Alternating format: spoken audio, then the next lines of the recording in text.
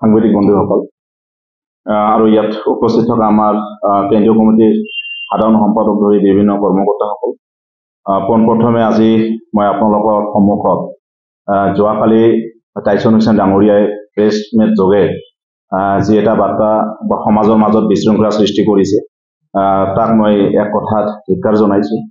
আৰু এইটো স্পষ্ট কথা যে কোকৰাঝাৰ জিলা আৰু আমাৰ চিৰাং জিলা যিটো অংগ বুলি তেখেতে ঘোষণা কৰিছে, এয়া একেবাৰে ঘাট মিছা কথা। গতিকে আমি গোটেইখিনি তদন্ত কৰ্মে আমি এটা বস্তু স্পষ্ট যে আচলতে আজিৰ দিনত এভিএমছৰ তেখেতৰ সভাপতি হিচাপে একেবাৰে নিৰাশ হৈছে। তেখেতৰ লগত আচলতে এভিএমছৰ কোনো ল'ৰা নাই আৰু কোনো ৰাইজ তেখেতৰ লগত নাই। সেয়েহে তেখেতে পাগলৰ দৰে আজিৰ দিনত ৰাইজৰ মাজত পাগলামি কৰি আছে। গতিকে তেখেতে ভয় খাইছে। গতিকে তেখেতে আমাৰ প্ৰতি তেখেতৰ যিটো দুৰ্বলতা, সেই দুৰ্বলতা নিজে নিজে প্ৰকাশ কৰিব ধৰিছে। গতিকে মই তেখেতক আৰু এটা মেছেজ দিব বিচাৰিছোঁ যে তেখেতে স্পষ্টভাৱে সাজু হৈ থাকক। মই 2-4 দিনৰ ভিতৰত বা 1 মাহৰ ভিতৰত তেখেতৰ যিটো গৃহ জিলা, এই গৃহ জিলা মই বনাই আছোঁ। তেখেতৰ গৃহ জিলাৰ পৰা বহু ল'ৰা আমাৰ ওচৰলৈ আহি আছে। অকল মই এটা সময়ৰ অপেক্ষাত আছোঁ। গতিকে আমি আগন্তুক দিনত BTC অঞ্চলৰ যিকেইখন জিলা আছে এভিএমছত, গতিকে পৰিপূৰ্ণভাৱে তেখেতসকলে আমাৰ লগত আলোচনা কৰি আছে আৰু তেখেতসকলে আহিব। গতিকে তেখেতে যোৱাকালি যিটো এটা মেছেজ ৰাইজৰ মাজত দিছে যে তেখেতে এটা কথা কৈছে, আমি কথাকথিত নেতা। মই তেখেতক এটা কথা ক'ব বিচাৰিছোঁ যে তেখেতে যেতিয়া এভিএমছত অহা নাই, এভিএমছত নহাৰ আগতেই মই এভিএমছৰ উপসভাপতি। গতিকে তেখেতে এভিএমছত নহাৰ আগতেই মই এভিএমছৰ সভাপতি। ৰাফিকুল ইছলাম যেতিয়া হত্যা হৈছিল তেতিয়াও মই কিন্তু এভিএমছৰ সভাপতি। গতিকে তেখেতে এই কথাখিনি জনা উচিত যে কথাকথিত নেতা কোন।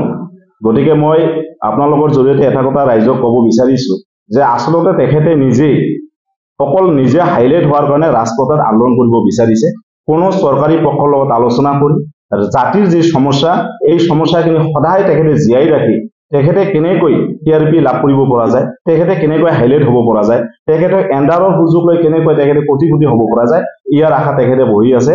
গতিকে মই ৰাইজক আপোনালোকৰ জৰিয়তে তেখেতৰ পৰা দূৰত থাকি এভিএমছক জীয়াই ৰখাৰ স্বাৰ্থত বিটিআৰ অঞ্চলৰ ৰাইজক মই আহ্বান জনাইছোঁ। নমস্কাৰ, মই আবু জুবাইৰ মণ্ডল, এভিএমছৰ কেন্দ্ৰীয় সমিতিৰ সাধাৰণ সম্পাদক, একেট আলী আজম শেখ ডাঙৰীয়া, কেন্দ্ৰীয় এভিএমছৰ মহামান্য সভাপতি, সমূহ গোসাইগাঁও জিলা প্ৰেছ ক্লাবৰ সভাপতি সম্পাদক সমন্বিতে, সমূহ ইলেক্ট্ৰনিক তথা প্ৰেছ মিডিয়াৰ সমূহ সাংবাদিক বন্ধুসকল, মই আটাইকে নমস্কাৰ যাচিছোঁ। হয়, যোৱাকালি চিৰাং জিলাৰ চিৰাংদুৱাৰ গেষ্ট হাউচ নামেৰে এটা গেষ্ট হাউচত আমাৰ এভিএমছৰ নাম লৈ টাইছন হুছেইন আৰু জাইদুল হুছেইন ডাঙৰীয়াই যি এটা গোট চলাই আছে, উক্ত গোটটোৱে যোৱাকালি চিৰাংদুৱাৰ গেষ্ট হাউচত এখন সভা পাতে আৰু উক্ত সভাত আমাৰ এভিএমছৰ 2-3জন কৰ্মকৰ্তাক উক্ত সভালৈ আমন্ত্ৰণ কৰে আৰু সেই সভাখনতেই চিৰাং জিলা আৰু কোকৰাঝাৰ জিলা সমিতিখন ভংগ হোৱা বুলি তেখেতসকলে দাবী কৰে। আৰু এই দাবীক আমি একমুখে নস্যাৎ কৰিছোঁ আৰু ধিক্কাৰ জনাইছোঁ। আপোনালোকক এটা কথা জনাইছোঁ যে যোৱাকালি আবেলিৰ ভাগত চিৰাং জিলা এভিএমছৰ সভাপতি মইনুল হক ডাঙৰীয়া আৰু কোকৰাঝাৰ জিলা এভিএমছৰ সভাপতি সেলিম আলী ডাঙৰীয়াই আমালৈ পদত্যাগ পত্ৰ প্ৰেৰণ কৰিছিল। আৰু আমি পদত্যাগ পত্ৰ পোৱাৰ পিছতেই সভাপতি ডাঙৰীয়াক সেই কথা অৱগত কৰোৱাৰ পিছত সভাপতি ডাঙৰীয়াৰ অনুমোদন মৰ্মে যোৱাকালি সন্ধিয়াৰ ভাগত আমি চিৰাং জিলাৰ সভাপতি হিচাপে মহিবুল হক ডাঙৰীয়াক, যিগৰাকী কৰ্মকৰ্তা আমাৰ চিৰাং জিলা এভিএমছৰ কাৰ্যকৰী সভাপতি পদত অধিষ্ঠিত হৈ আছিল, তেখেতক আমি তাৎক্ষণিকভাৱে চিৰাং জিলাৰ সভাপতি পদত অধিষ্ঠিত কৰাইছোঁ।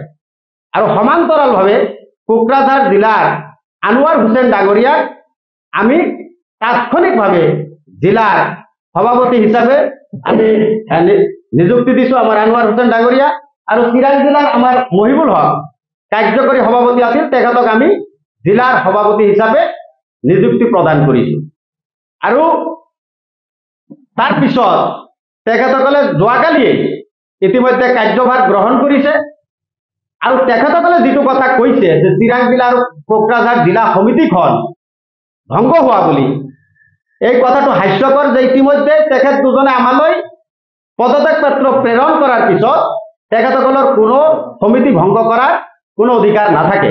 ইতিমধ্যে কোকৰাঝাৰ জিলা সমিতি আৰু চিৰাং জিলা সমিতিখন সম্পূৰ্ণৰূপে আমাৰ লগত এতিয়াও আছে, আৰু গোটেইকেইখন আঞ্চলিক শাখা সমিতি ইয়াৰ অন্তৰ্গত যিবোৰ কেন্দ্ৰীয় সমিতিৰ কৰ্মকৰ্তা গোটেইখিনি আমাৰ লগত ওতঃপ্ৰোতভাৱে জড়িত হৈ আজিলৈকে আছে। আৰু যোৱাকালি প্ৰেছ মিটৰ জৰিয়তে টাইচন গোটৰ সভাপতি টাইচন হোসেন ডাঙৰীয়াই নিজেই ABMCৰ আমাক UPPLৰ বহতীয়া বা UPPLৰ ছত্ৰছায়াত আমি জন্মগ্ৰহণ কৰা সংগঠন হিচাপে আমাক যোৱাকালি আখ্যায়িত কৰিছে। এই কথাটো আমি একেমুখে ধিক্কাৰ জনাইছো আৰু তেখেতক প্ৰত্যাহ্বান জনাইছো যে আমি কোনো পধ্যেই UPPLৰ বহতীয়া বা UPPLৰ ছত্ৰছায়াত জন্ম লোৱা সংগঠন নহয়, ABMCৰে আমি মূল সুঁতিৰ দল সংগঠন।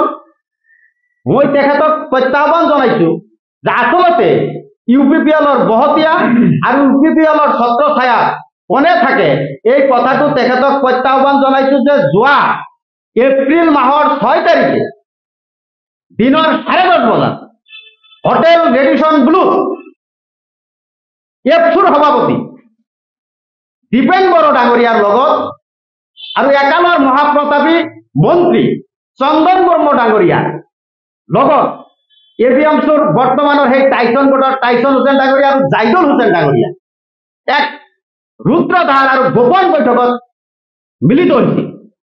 আৰু এই বৈঠক কিহৰ আছিল আৰু কিহৰ ভিত্তিত সেই বৈঠকখন আয়োজন কৰা হৈছিল আৰু এই বৈঠকত কি সিদ্ধান্ত আৰু কি আলোচনা বিলোচনা কৰা হল আমি কিন্তু BTC-বাসী হিচাপে নাজানিলো আৰু নাজানো। ইয়াৰ পৰা স্পষ্ট যে তেখেত এই কথাটোৰ প্ৰত্যাহ্বান জনাওক, তেখেত এই কথাটোৰ প্ৰত্যুত্তৰ দিয়ক যে যোৱা এপ্ৰিল মাহৰ 6 তাৰিখ দিনৰ 10:30 বজাত এক গোপন বৈঠকত মিলিত হৈছিল নে নাই।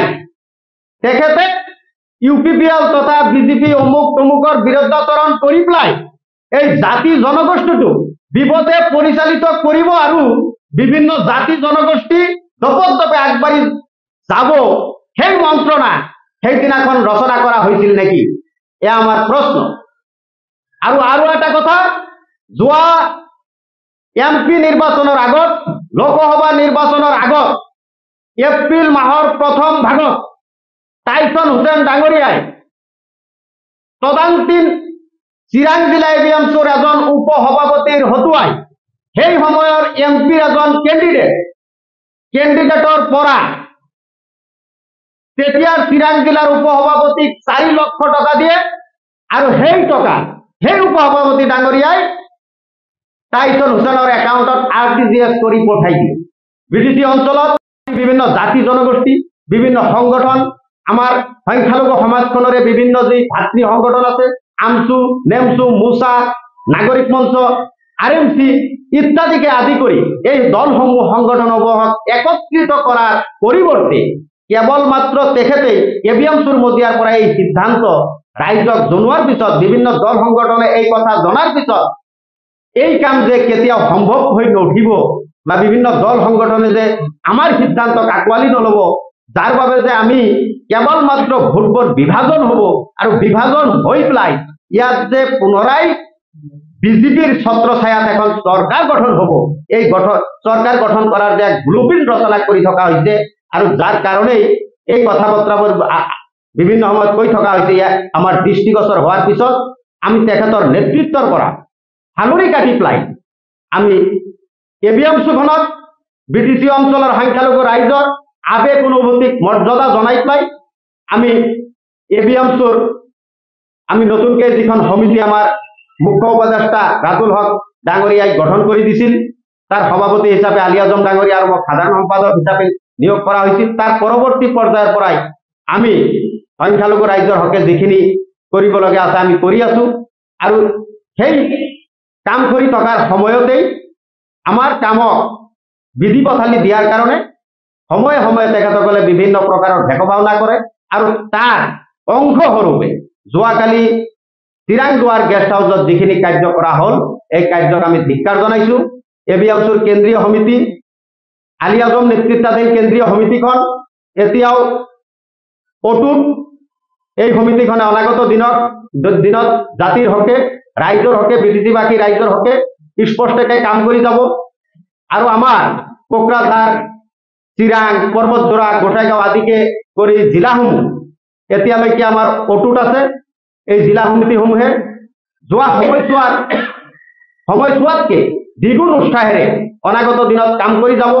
ইতিমধ্যে টাইচন হুছেইন ডাঙৰীয়াই যোৱাকালিৰ সংবাদ মেলত এটা কথা কৈছিল যে বিটিচি প্ৰশাসনে যোৱা 4টা বছৰে তেখেতসকলক এবাৰো আমন্ত্ৰণ কৰা নাই বিভিন্ন কাৰ্যসূচী বা বিভিন্ন বিষয়ত, কিন্তু আলী আজম আৰু জুবাইৰে এবিএমচুৰ নাম লৈ যি এবিএমচু চলাই আছে তেখেতসকলক বিটিচি প্ৰশাসন বা বিভিন্ন সভাই সমিতিয়ে আমন্ত্ৰণ কৰে।